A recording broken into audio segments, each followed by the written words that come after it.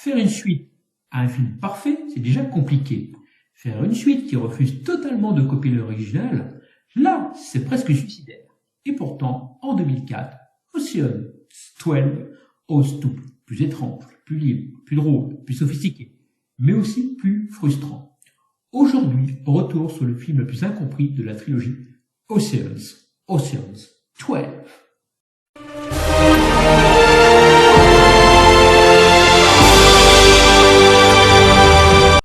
On continue donc notre responsabilité de la saga Oceans avec Ocean's 12. Après le carton monumental d'Ocean's 11, le studio veut une suite rapide. La logique hollywoodienne est simple. Plus gros, plus spectaculaire, plus de braquage, plus d'action. Bref, le classique Bigger is better. Mais Steven Soderbergh n'a aucune envie de refaire le même film. Au lieu d'un copier-coller du premier, il prend tout le monde à contre-pied. Moins de Las Vegas, plus d'Europe. Et oui, l'Europe, une idée qui lui est venue lors de la tournée européenne d'Ocean's 11. Il veut aussi un film moins orienté blockbuster et plus film d'auteur chic. Et c'est là qu'Ocean's 12 devient un ovni. Ce que peu de gens savent, c'est que le scénario vient en partie d'un projet indépendant intitulé Honor Hammond Chief, qui devait être confié à John Woo, mais qui refuse. Ce matériau est donc retravaillé pour intégrer la bande d'Oceans. Et ça explique beaucoup de choses. Parce qu'au fond, Ocean's 12 donne parfois l'impression d'être une suite, sans être une suite de Ocean's 11, et un film expérimental de casse. Ce mélange crée quelque chose d'unique, mais aussi de déroutant. Pour le casting, on reprend les mêmes et on recommence. Le casting revient avec donc George Clooney, Brad Pitt, Matt Damon, Julia Roberts. Le problème, c'est que le casting est si bankable que caler un créneau de tournage avec tout ce beau monde est un véritable casse-tête. Mais Soderbergh y arrive. Et si c'était pas assez compliqué que ça, deux petits nouveaux bankable également, à l'époque, se greffent au casting. Vincent Cassel et Catherine Zeta-Jones. Avec une bande de potes qui se connaît par cœur, c'est du vrai papier musique pour Soderbergh. Mais le casting s'amuse, bien sûr, avec beaucoup plus d'improvisation, énormément de blagues hors caméra, bref, une ambiance ultra détendue. Et ça transpire dans chaque scène. Le film est tourné entre Amsterdam, Rome, Paris, Lac Como.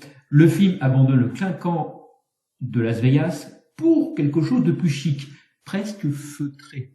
Visuellement, c'est magnifique.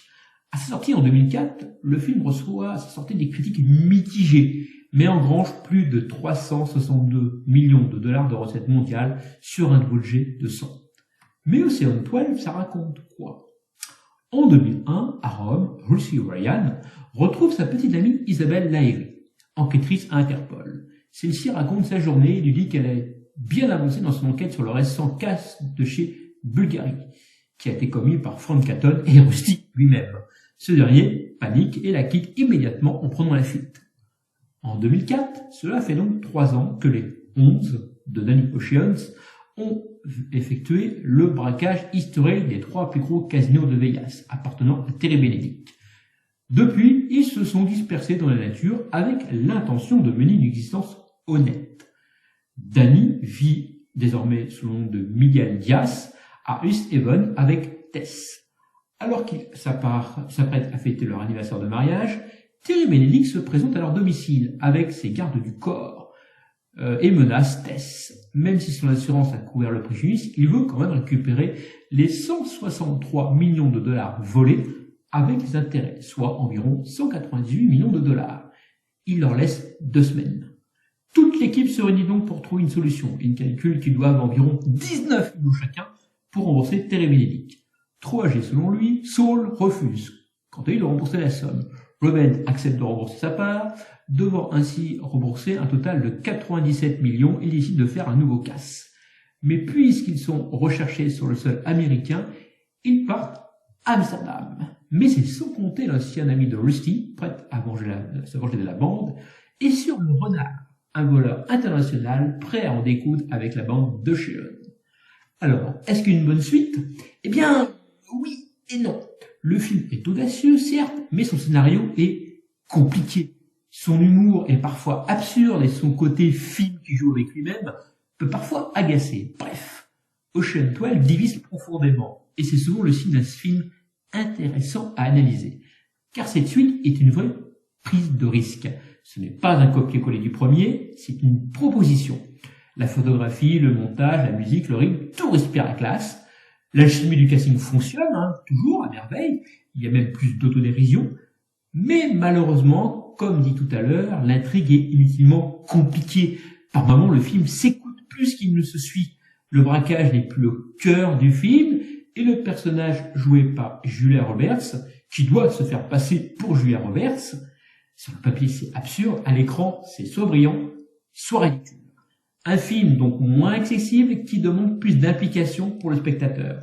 Bref, Ocean 12 c'est plus audacieux, plus sophistiqué, plus étrange, et c'est probablement, comme je l'ai dit tout à l'heure en générique, l'opus le plus mal compris de la trilogie. Ce n'est pas la suite que le public attendait, c'est la suite que Stephen Soderbergh voulait faire. Et rien que pour ça, le film mérite largement d'être redécouvert. En gros, la saga Ocean cherche à séduire. Ocean 12 cherche à surprendre. Parfois il rate, souvent l'intrigue, et parfois il touche le juste. Mais une chose est certaine, ce n'est pas une suite paresseuse. Et dans le Hollywood des franchises, c'est déjà énorme. Et toi, dis-moi en commentaire, chef-d'œuvre incompris ou suite ratée? Si tu aimes les films stylisés qui vieillissent jamais, like et abonne-toi.